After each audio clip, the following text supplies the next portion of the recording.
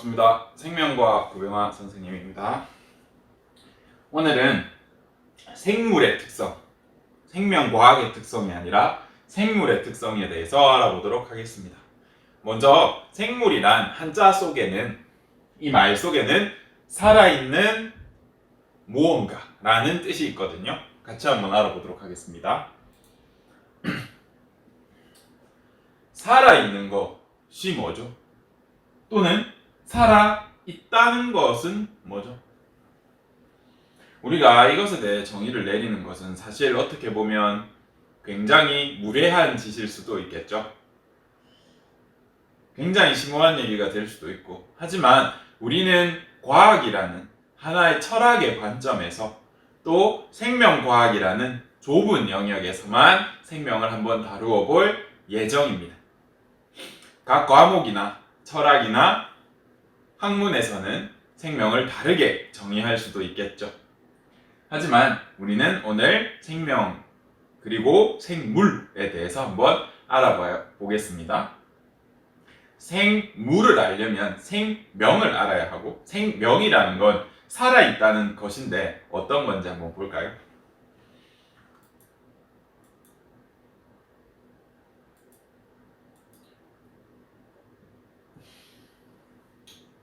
생물이란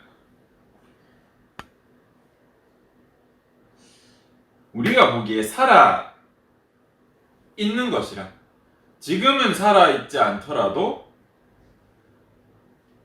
살아 있다는 것이라. 이것을 여러분은 구분할 수 있나요? 같은 말처럼 느껴지나요? 오늘은 당근을 가지고 예를 한번 들어볼게요. 1학년 수업에서 여러분이 선생님 수업을 열심히 들었다면 기억나는 한 대목일지도 모르겠습니다. 먼저 당근이 있어요. 지금 흙 속에 살던 당근은 살아있는 생명체인 것은 여러분이 인지하고 있을 거예요. 계속해서 성장하고 있고. 그런데 이 당근을 뽑아서 흙 위로 올렸을 때 이 당근은 살아있을까요? 죽어있을까요? 또 베란다에 이 당근을 이틀 놔뒀어요.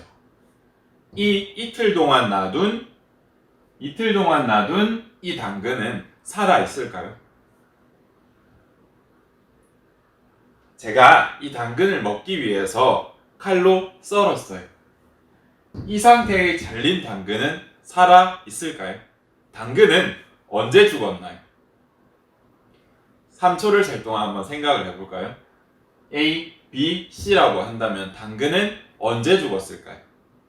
아니면 아직도 살아있는 걸까요?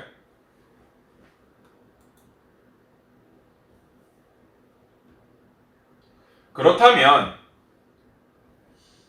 잘린 상태에서도 살아있다는 생각을 했다면 이 상태의 당근은 살았나요? 죽었나요? 주스 상태로 갈아버린다거나 채를 썰어버린다거나 이 정도 상태가 되면 당근은 살았나요? 죽었나요?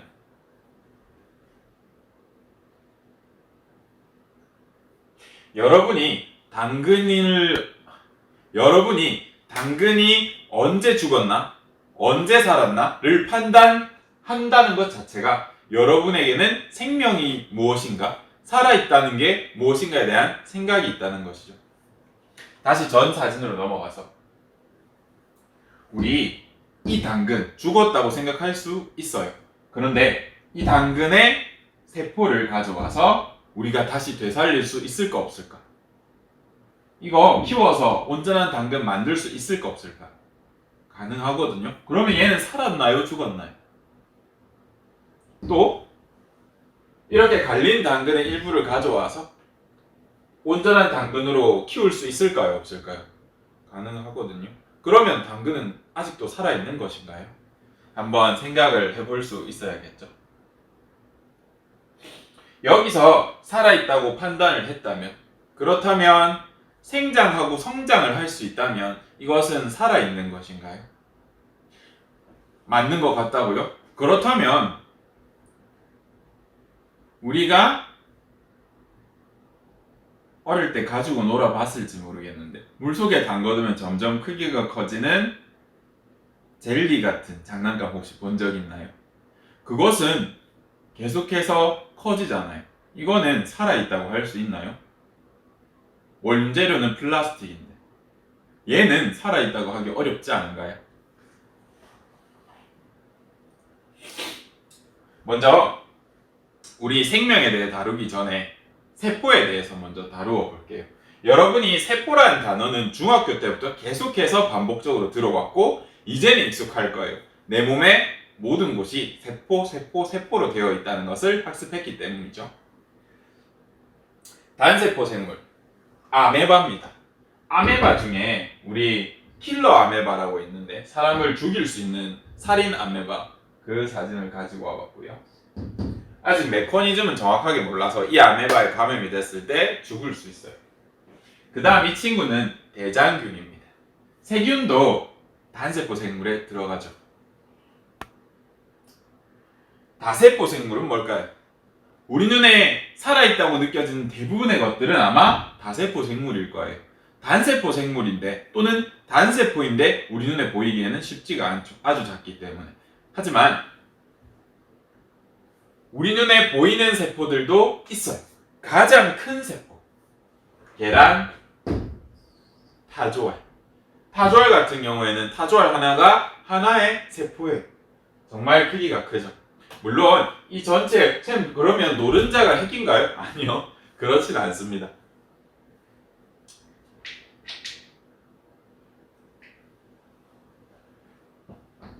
계란, 흰자, 타조알이라고 할게요. 노른자가 있으면 여기에는 황과 지방 같은 성분이 많고 여기에는 대부분의 아미노산, 폴리펩타이드, 다른 말로 단백질들이 여기 뭉쳐 있어요. 여기에 우리 계란 같은 거 먹다 보면 빨간색 점 같은 거 본 적 없어? 이렇게 끈으로 이어져서 여기에 세포가 있고 세포에 이만한 영양 덩어리가 붙어 있는, 그러니까 영양소를 크게 가지고 있는 세포라고 보시면 돼요. 이게 하나의 세포가 맞다라는 거. 그럼 가장 긴 세포는 뭘까요? 크기는 저게 가장 커. 부피는? 우리가 아는 가장 긴 세포는 뉴런이라고 하는 것이에요. 그런데 이런 모식도나 모델은 많이 봤지만 실제 뉴런을 배양한 걸 본 적은 없죠. 우리 사람이 실험실에서 배양한 뉴런을 한번 볼게요. 실제로 뉴런은 이런 식으로 존재하고 있고 이렇게 생겼어요. 특히 우리 몸 척수를 지나는 뉴런, 그리고 허리부터 다리 끝까지 통하는 뉴런의 길이는 무려 1m나 됩니다. 이러한 뉴런이 가장 긴 세포에 속하게 되죠. 그러면 세포가 뭐야? 세포는 영어로 셀이고 이 셀을 한글로 번역하면 세포란 뜻도 있지만 방이란 뜻도 돼요. 방? 우리가 아는 방은 룸 아닌가? 룸도 어떤 뜻이 있죠? 공간이라는 뜻이 있죠. 그것처럼 세포가 되려면 결국엔 안과 밖을 구분할 수 있는 어떠한 경계가 있어야 해요. 경계가 핵심입니다. 우리가 배운 세포들은 전부 인지질 이중층이라고 하는 경계에 둘러싸여서 안과 밖이 나뉘어 있어요. 만약에 여기가 뚫려 있다면 여기를 완벽한 안이라고 할 수 있나요? 없죠. 이런 경우에 얘를 세포라 할 수 있나요? 없습니다. 그렇다면 우리의 세포는 어떻게 안쪽과 바깥쪽의 물질을 주고받을 수 있을까? 이건 생명과학 2에서 자세히 다루도록 하고, 세포라는 것은 결국 하나의 방을 이야기하고 안과 밖이 구분되어 있는 것을 이야기하는구나 라는 뜻이 있다는 걸 알아뒀으면 좋겠고요. 세포는 생물을 구성하는 가장 기본 단위이며 생명 활동이 일어나는 가장 기본 단위예요. 단위라고 하면 여러분이 알고 있는 가장 작은 길이의 단위는 무엇인가요? 나노미터? 피코미터? 이런 것이지 않을까? 그런 것처럼 생명 활동이 일어나는 생물에 있어서 생명 활동이 일어나는 가장 작은 것의 단위를 우리가 뭐라고 하냐면 세포라고 합니다. 생명 활동을 할 수 있는 가장 작은 녀석을 세포. 그러면서 우리 생물을 구성하는 가장 작은 단위도 세포라고 이야기합니다. 모든 생명체, 생물은 세포로 구성되어 있을 수밖에 없어요. 왜? 생명 활동을 하는 가장 작은 녀석을 세포라고 정의했기 때문에 생명체를 가진 생물은 세포를 반드시 가질 수밖에 없어요. 언어 놀이 같죠? 그 다음 우리 생명체 특징 중에 하나 물질 대사를 한다는 점인데요. 생명체, 생물은 세포로 구성되어 있다는 것을 우리 첫 번째 배웠고 그 다음 생명체의 또 다른 특징입니다. 과학에서 정의하는 생명체는 물질 대사를 해요. 이 예시를 한번 볼까요? 소는 풀떼기를 먹어요. 풀을 먹는데 고기가 나와. 다시 풀은 셀룰로즈라는 탄수화물의 일종입니다. 탄수화물을 먹고 이 소는 고기와 지방, 단백질과 지방을 가진 고기를 만든단 말이죠. 고기와 지방이래. 여튼 이런 것처럼 이런 일이 일어나려면 풀떼기가 이 소의 몸속에서 무슨 변화를 당했기 때문에 풀이 변해서 이렇게 됐겠죠. 우리는 이런 것들을 물질대사라고 하는데 물질대사의 정확한 정의를 보면 생물체 내에서 일어나는 화학 반응을 우리는 물질대사라고 합니다.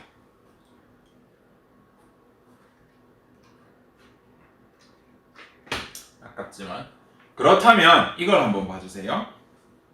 분필을 딱 부러뜨렸습니다. 방금 선생님이 한 행동은 물질대사인가요? 물질대사가 아니라고 생각한다면 왜 물질대사가 아닌가요?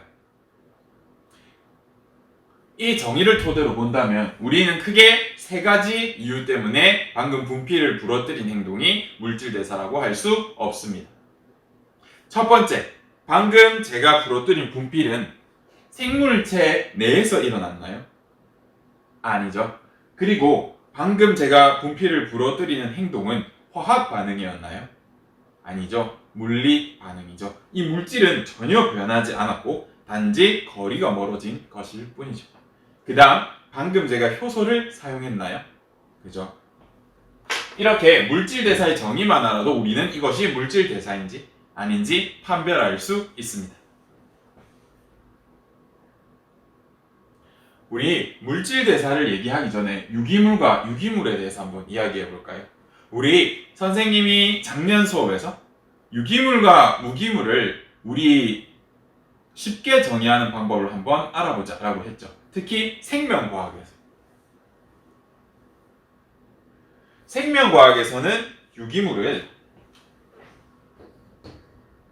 있을 기운, 생명의 기운이 있는 물질이라고 얘기합니다. 생명의 기운이 있는 것을 유기물, 생명의 기운이 없는 것을 무기물이라고 하는데 생명의 기운이 있다는 게 무슨 뜻일까? 이 말은 생물체가 생성한 물질임을 뜻해요. 유기물이라는 것은 생명체가 생성한 물질. 그렇다면 모래는 유기물인가요? 무기물에 들어가겠죠. 코딱지는 유기물인가요? 유기물에 들어가겠죠. 손톱은 유기물인가요? 유기물에 들어가겠죠. 우리 플라스틱은 유기물일까요? 무기물에 들어가겠죠. 이런 것처럼 생명체가 생성한 물질을 유기물이라고 합니다. 그런데 방금 얘 중에 약간 다른 게 있어요. 플라스틱은 실제로 유기물입니다. 왜? 생명에서 정의하는 유기물은 아니지만 화학에서 정의하는 유기물을 알려줄게. 화학에서는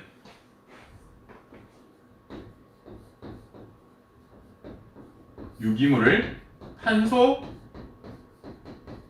화합물이라는 표현을 써요.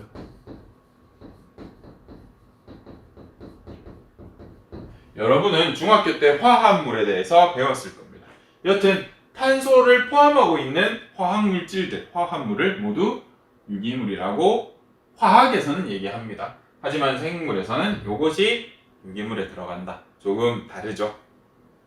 정말 복합적인 과학을 할 때 우리 유기물은 저 표현을 쓰는 게 맞아요. 하지만 고등학교 2학년 수준에서는 이렇게 이해하는 것이 좀 더 유기물이 무엇인지 알기 편하기 때문에 이렇게 이해하는 것도 좋죠. 이 물질 대사는 크게 두 가지가 있습니다. 바로 동화와 이화예요. 우리 서로 동화된다는 뜻은 무슨 뜻인가요? 서로 비슷해진다는 뜻이죠. 우리 과학에서 말하는 물질 대사 중 동화라는 것은 서로 합쳐지고 융합되고 축합되는 걸 동화라고 해요. 우리 축합 반응을 하나 배웠는데 탈수 축합의 일종이었던 펩타이드 결합.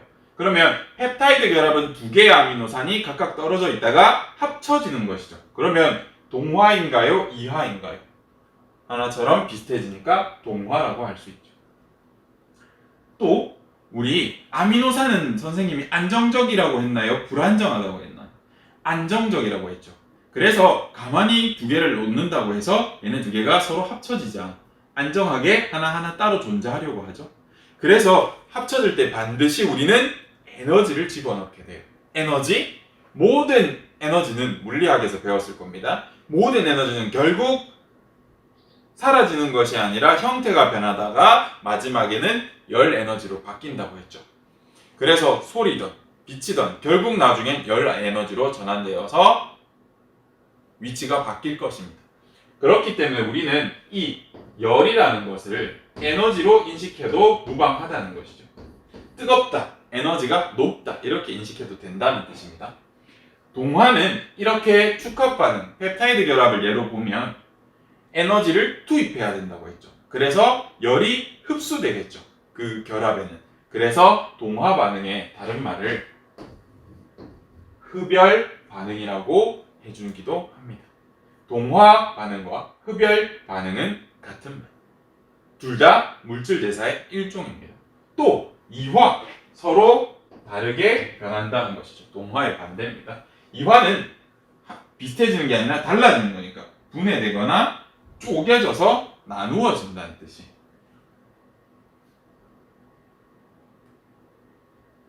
이처럼 우리는 무언가 나누었을 때 합쳐질 때 들어갔던 에너지가 나누어지면서 방출이 돼요. 그렇기 때문에 에너지가 방출된다. 발열 반응이라고 해줘도 무방하다는 것이죠. 이화 반응은 발열 반응이라고 해도 무방합니다. 동화와 이화는 모두 물질 대사에 들어가고 물질 대사는 동화와 이화가 있고 합성과 분해가 있죠. 우리 합성하는 반응 뭐가 있을까? 정말 중요한 거 있는데 합성 광 합성 혹시 기억나나요? 광합성은 무엇과 무엇이 합쳐서 무엇이 만들어지죠? 물과 이산화탄소가 빛 에너지를 흡수해서 염록체를 통해서 포도당이 만들어지죠. 물과 이산화탄소, 빛이 결국 염록체에서 포도당으로 만들어지는 그 과정. 이산화탄소와 물이 분자를 쪼개서 포도당으로 재합성하는 과정.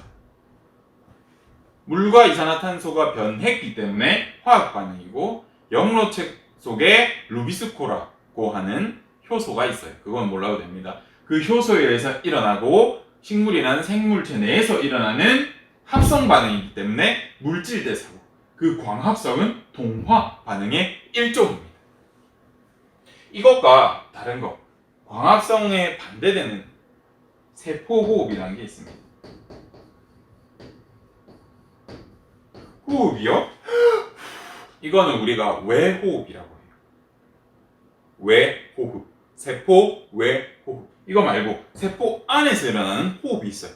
그것은 우리 좀 이따 할 건데 이 세포호흡이 이화의 대표적인 예라는 것을 꼭 명심해 두십시오. 광합성에 대한 그림, 이화 반응에 대한 그림. 세포 속에는 미토콘드리아라는 녀석이 있어요. 우리가 포도당을 먹으면 왜 힘이 나는데? 왜 당을 먹으면 힘이 나는데? 결국 이 미토콘드리아라는 녀석이 당은 어떻게 만들어진다고? 동화로 결합한 상태로 존재한단 말이야. 이 당이 결합한 상태로 존재하는 것을 미토콘드리아가 끊는 순간 쪼개진 거고 에너지가 방출되겠죠.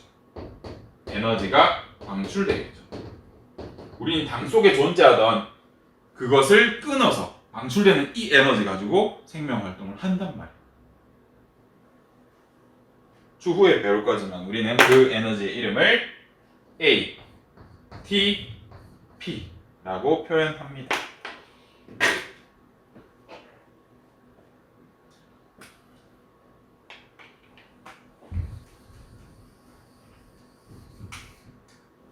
얘들아, 그런 생각 해본 적 있니? 혹시 외계인이 있지 않을까? 갑자기 외계인이요? 외계인. 과학을 하는 궁극적인 목적이 뭐였지? 맞아. 우주, 생명은 어떻게 왔고, 어디서 왔고, 우리가 만들 수 있을까? 라는 생각들을 한다고 했잖아. 외계인이 있을까라는 것을 우리 수학적 관점에서 추측할 수 있고, 종교적 관점에서 추측할 수 있어요. 일단 종교적 관점에서는 신께서 창조한 거야. 그죠? 우리 사람을 유일무이한 존재로 만들었고 그들과 비슷하게 만들어서 감정도 있고 모습도 이렇게 있단 말이에요. 그렇게 얘기하는 게 종교적 관점입니다. 하지만 수학적 관점에서는 그렇다면 종교적 관점에서 외계인은 있어야 될까 없어야 될까? 없어야겠지. 왜? 하느님이 만드신, 신께서 만드신 유일무이한 존재니까. 근데 이 유일무이한 존재가 다른 곳에 많이 있다? 신께서는 우리만 소중하게 여기는 것은 아니구나. 그죠? 그 종교들의 대부분의 교리는 그런 식으로 이야기하고 있습니다. 종교도 사실 사람이 주로 만들어졌죠. 여튼 수학적 관점에서 보면 우리 지구 같은 별이 다른 곳에 존재할 확률이 어느 정도 될까?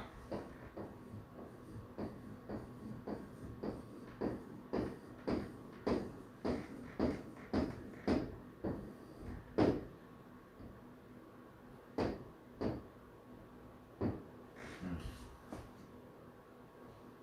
1억, 10억, 1억, 10억, 100억, 1000억, 10조 분의 1이요. 이게 확률이 있는 거니? 일상생활에선 절대 일어나지 않을 가능성이 수학적 확률로 우리와 비슷하게 생명체가 있고 물이 있고 이산화탄소와 산소와 이런 것들의 비율, 질소의 비율 이런 것들이 이 정도로 있어서 생명체가 있을 만한 지구 같은 별이 태양이라는 게 존재하고 방간하지 존재하며 에너지를 지속적으로 받아서 무한대로 에너지를 생산할 수 있고 전환해서 생물체가 만들어질 수 있는 그 확률이 이 정도밖에 안 된다. 근데 엄청 낮은 확률인데 일어나는 것들이 있잖아. 뭐가 있지? 로또 선생님 산다고 걸릴 확률은 거의 없어. 근데 한 주에 10몇 명씩은 걸리긴 걸린단 말이야. 신기하지? 왜? 사는 사람이 많으니까. 수학적 관점에서 보면 이거는 일어날 일이 없어. 그런데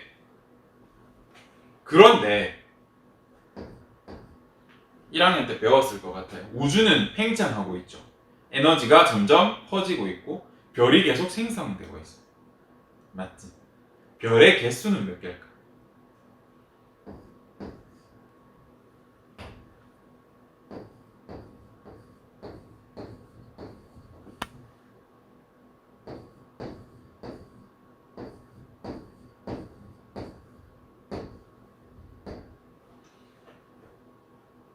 약 10해 개가 존재할 것으로 생각합니다.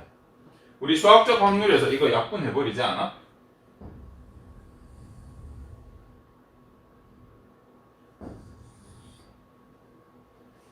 10해계라고 가정했을 때 1해계라고 가정했을 때 우리 수학적 확률로 따지면 100에 가까운 확률, 그러니까 거의 무조건 있을 것이다 라고 이야기합니다. 선생님 이거 공개수를 틀린 것 같은데 어쨌든 간에 1 이상이면 100% 이상이라는 뜻입니다. 수학적 확률에서 퍼센트 확률을 따지면 얘는 1000%인 거예요. 아직 퍼센트 확률 제대로 안 했나요? 어쨌든 수학적 관점에서 보면 지구 같은 별은 무조건 있어요. 있을 거라고 추측할 수 있어. 근데 이 얘기를 왜 했냐면 다른 사람들도 이렇게 생각해. 과학자들도. 만약 우리가 외계인이 존재한다면 과연 우리랑 똑같은 형태로 대사를 하고 세포로 이루어져 있을까? 이렇게 된 게 이렇게 존재해야만 우리가 생명체의 형태를 띨까? 우리는 탄소가 많지만 규소가 많은 채로 로봇처럼 사는 생물은 없을까? 만약 우리와 다른 대사, 다른 물질, 다른 것을 가지고 다른 형태로 생명을 유지하는 생물체가 존재한다면 신이 창조한 유일무이한 것은 사람이라는 개념이 완전히 깨지겠지. 종교적 관점에서 봤을 때. 왜?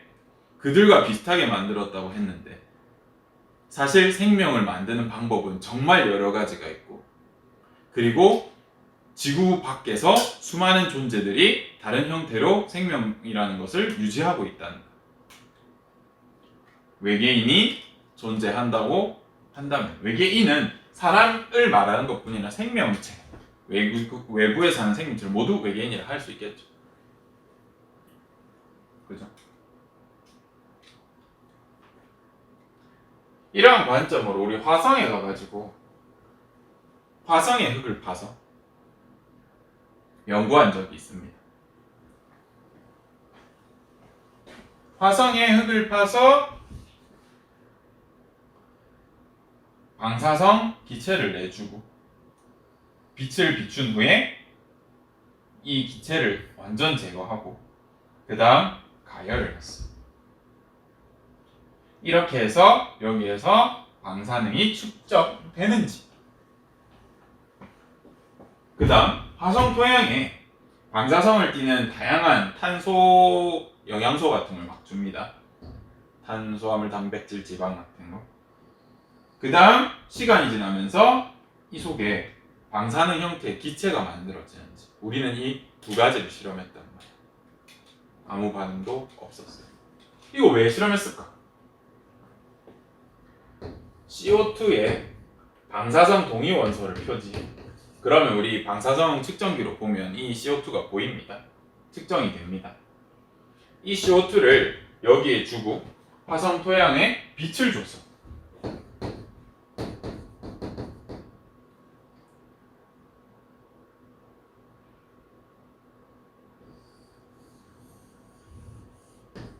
우리는 이것을 가지고 무엇을 실험한 것이냐면 바로 광합성이 일어나는지 혹시 실험한 겁니다. 지구에 식물처럼 광합성을 하는 어떤 생명체가 있지 않을까 해서 만약 우리가 표시한 CO2를 가지고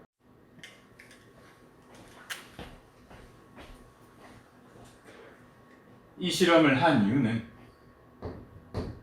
CO2를 방사능 표지를 붙여서 더 무거운 하여튼 14CO2를 이용해서 만든 CO2로 14C를 이용해서 만든 CO2를 제공하고 거기에 물과 빛을 줍니다.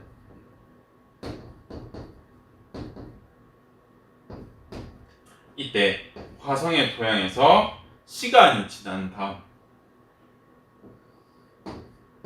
물과 빛을 주고 기체를 싹 걷어내.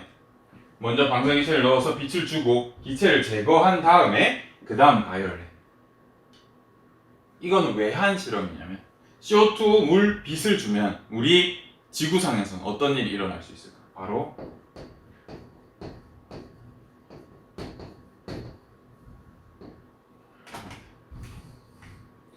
CO2 물 빛을 준 다음에 이 14CO2를 제거하고 가열을 했을 때 만약에 14CO2가 제거된 이 상황에서 14C를 가진 어떠한 물질이 하나라도 발견된다면 가열해서 끓였을 때 이것은 14CO2를 이용해서 물질 대사가 일어났다는 거예요.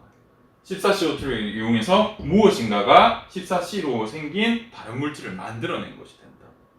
이것은 지구의 식물처럼 광합성을 혹시 하는 생명체가 있지 않을까라는 의문으로 설계된 실험입니다. 당연히 발견되지 않았고, 그 다음 14C로 만든 포도당, 단백질, 지질 같은 거를 화성 토양에다가 뿌려줘. 그리고 시간이 지남에 따라서 이쪽에 기체 변화를 한번 계속 지켜봅니다. 14로 표지된 탄소로 만들어진 기체가 단 하나라도 나오지 않을까라는 의문에서.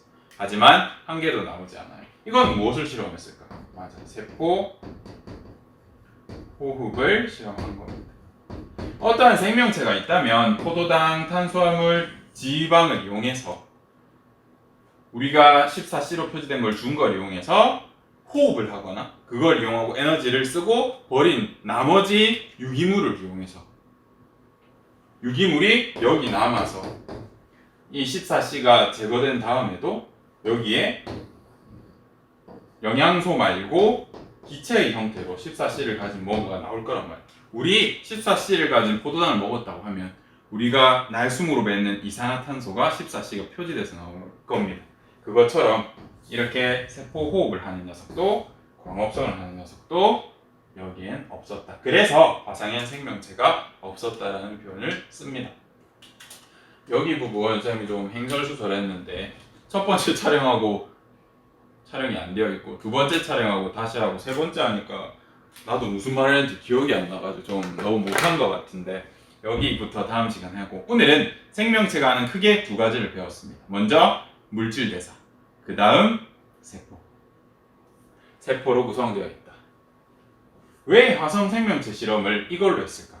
생명체는 물질 대사를 하니까 라는 전제를 가지고 이걸 했습니다. 만약에 이걸 했는데 변화가 나타났다고 하면 기체가 나타났거나 14C로 표시된 기체가 나타났거나 또는 가열했을 때 14C로 표시된 무언가가 나타났다면 이것은 물질 대사를 하는 무언가가 있다는 뜻이고 그것은 생명체가 될 것입니다.